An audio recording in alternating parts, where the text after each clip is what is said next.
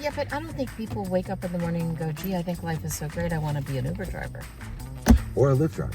Well, most people get into it because they're in a desperate place. And they're picking up some extra. They're picking up income extra money or, So, I mean, I was being job discriminated at 60 and couldn't find a new job.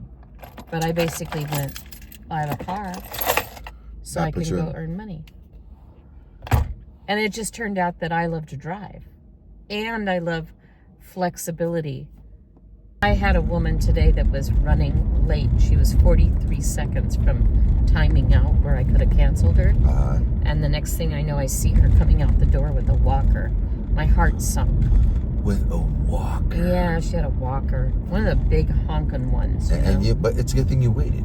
So I opened the back and I helped her in, and I had to adjust my attitude. And then she ended up giving me a $5 cash tip in the cutest little red envelope. That's nice. A fresh $5 bill. Yeah, I like when they get in the car and they just give you a tip right away. Yeah, she reached forward and handed me and gave me a $5. Yeah, it was very nice. When people get in with headphones on and earbuds in, it sends a message. They're in their own little bubble. Yeah, it sends a message. I don't really want to talk to you. Yeah, and Right. there are times when you'll invoke conversation, and they'll pull an earbud out or to respond. Sometimes they may keep it out, but just sometimes. But for the most part, when people get in there, I think that's the message they're sending, is that they don't want to talk. I don't think it's necessarily me in particular. Well, maybe. They definitely don't want to talk to their driver. When I see a walker, I'm like, oh.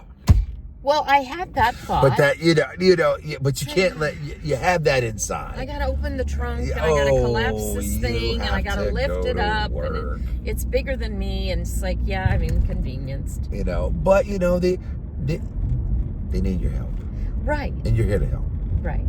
So, there's So it was a check for me. And I look, sometimes we get caught up in our own stuff. But sometimes I can be a jerk. I know you're never a jerk. I'm not. No, he's smart. I've gone too far. Yeah, you have. It's when you're talking about a driver, your rideshare driver, is that the same as the bartender? Huh? Well, okay, if you're having confidential conversation, yes, it's the same as a bartender. I have we have confidential conversations with our riders. Psychiatrists. We don't become psychiatrists. Let's not get carried. Well, marriage and family counseling. We may have a word or two that's uplifting and to that degree.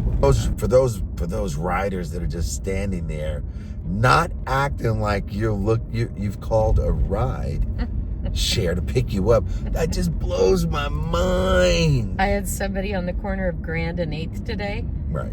And she was around the corner, but 3 people ran up to my car. Are you my driver? It's like, no, I'm not. I'm looking for Irene. Irene didn't run up to the car. She came around. She was in the wrong place. Oh, my goodness. That's okay. Oh, she was having a bad day. Her car wouldn't start. She had to get to work. All right. Well, these are those. She wanted to go the extra mile. I had a guy call me yesterday. He was nowhere near his check-in point. He really didn't want to ride.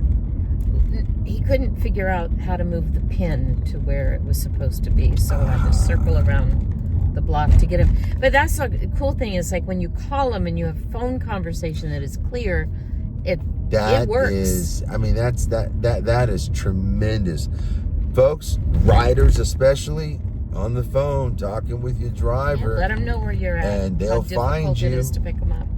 These are our stories, our rideshare stories that we encounter. People have a great time out there. I never knew there was a backside to the Helms Bakery. You know now. But this is amazing. I drive down the street all the time. I wouldn't think the backside of Helms Food Court would be considered amazing. But then again, I don't know what I'm talking about. Helms Bakery was a big deal in the day. It's still a big deal. It's right here. And there's somebody that's recreating the bakery goods. There's no turn here. For Helms Bakery. Do you think Helms Bakery is still baking? They are, yes. Are they officially? Yeah, there's officially a bakery, and they're just not going to get out the little yellow trucks anymore. Do you and think drive them around. anybody there needs a ride? Like rideshare professionals like